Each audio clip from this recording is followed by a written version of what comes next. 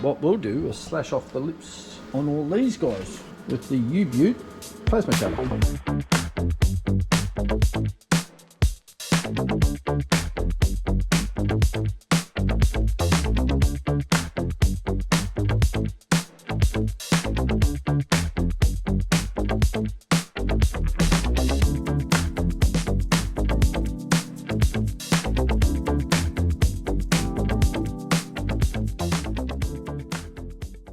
Alrighty, so the next step is we take these guys and shove them into this bloke here.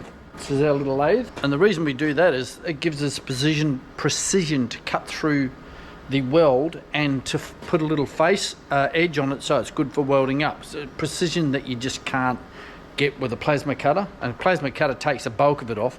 Then, you know, so we need like a sledgehammer to bash things off, and then we need a scalpel to finish it off with. So this is our scalpel. Okay, so we know a few things. The material for the lips and barrels, for that matter, is 5mm thick. So the first thing we want to do is face off this front so we've got a flat surface so we know what we're up against. Okay, so now we've got a flat surface there. We know we need to go in 5mm, because if you look at this weld here, it's a damn sight wider than 5mm, because it's half of the center and then the lip on the outside, and the weld's be placed in between. So we need to go to about there, about halfway through the weld. So let's get stuck in and do that.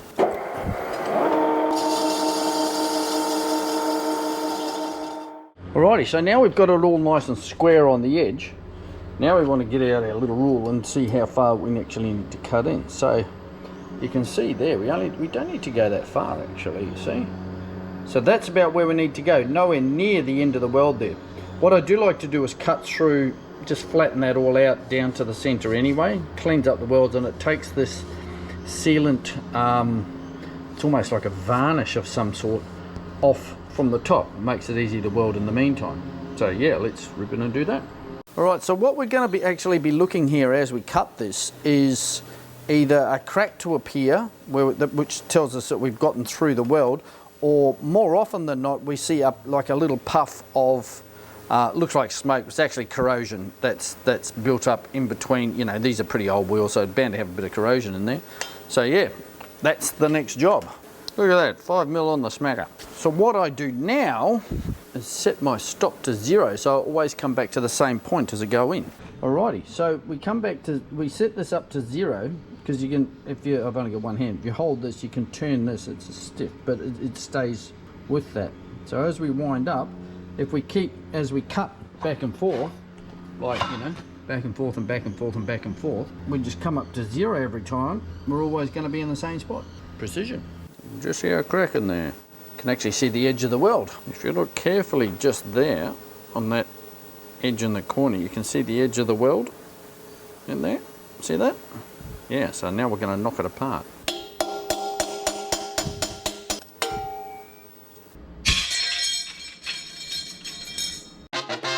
Alrighty, so if you've done that properly, we should have a nice flat surface here.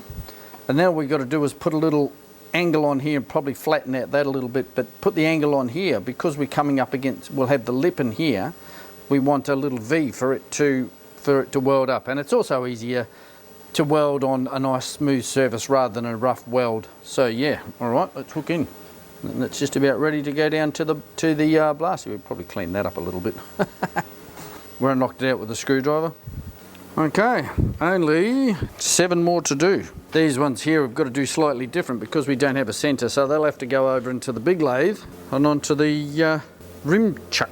So now that we've got our lip removed, we can actually have a look at it, what it looks like with the new one on. Now this isn't going to quite fit because it's got to be a tight fit, and this does have, you can see all the white stuff around there, quite a bit of corrosion. So now I've done this in the past and people have said, oh, why don't you run it with no bolts? That's a cool look. Yes and no. Now I've done a whole video about welded and non-welded wheels, which you can find here, but suffice to say, don't do it. And here's why. You'll note that this only has a few bolts in it, There's the piece that we just took off, right? It doesn't have a heap of bolts in it. So what happens, like when you're driving along, a wheel is not just a static thing. It bends and flexes, and that's just what they do. Thing is, they bend and flex, and they can fatigue and break. If you were manufacturing something and you could get paid the same amount of money for making the thing cheaper, you'd do it, wouldn't you? All right? So, all the things on this wheel are here because they have to be here. Okay? If you are going to try and run it not welded, what's going to happen in between these two bolts is it's going to flex in that area and it's going to crack through there. Okay, let's go the other way. So let's weld it up and not run the bolts in it. What happens there is the lip will flex back and forth, and this will actually hinge up and down like that because it's got no bolts to hold it in place, all right? And look where that's hinging, right on that weld. And guess what that does? It fatigues through and cracks. Now, on both of these occasions, if you have the sort of luck, well, I have pretty good luck because I work really hard at it. The harder I work, the luckier I get. It's funny, that. But, you know, as luck has it, that wheel will give away and explosively deflate, which means poof, go flat, probably on the freeway at about 100 kilometers an hour, and you're not going to have a bad, you're not going to have a good day. You're going to have a really bad time, especially if it's a front, especially if it's holiday traffic, and you're going to take out a family of 5 who are just going up the coast to visit grandma in the nursing home. Your safety depends on these wheels staying together. It's pretty obvious when you think about it. So many people are like, oh yeah, nah, she's right, it's only the wheels. Mate, it's only the wheel. It's only the wheels. It's only the thing that attaches the tyre to the car. Dumbest statement I've ever heard. If the factory does it, you do it too. If it's welded up, weld it. If it's got bolts in it, put bolts in it. Seems fairly obvious, but I have to say this over and over again. Worst one I've ever seen was a set of 13-inch Mark IIs or Mark IIIs. I think from memory they were Mark IIs. And they had a nice big lip on them. And in 13-inch Mark IIs, they've got 6 bolts. And they weren't welded, and they were put together with stainless steel bolts. Stainless steel bolts are not high tensile bolts. They're nowhere near as strong as a high tensile bolt. Okay? They work as a support act on something like this. They work really, really well. But like, you're just asking to have a bad day like that. Please, please, bolt them, weld them, do what the factory's done. Factories not idiots. They know what they're doing, okay?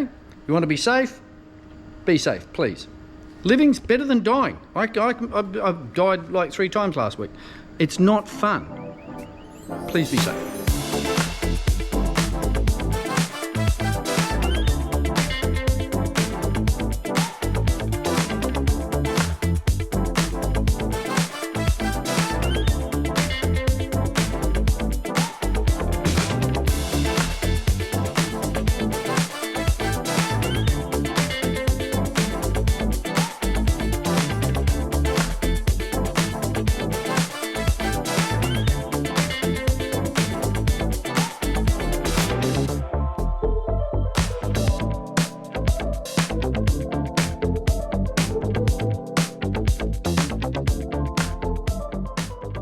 And what that leaves us with is some nicely machined up wheels that need cleaning up, some stuff for the recyclers, and a bloody big mess.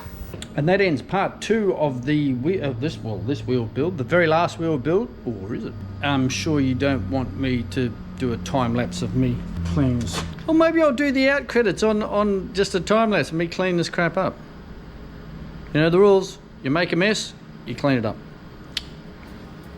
Thanks for watching, and we'll see you next time when we clean them up a bit more.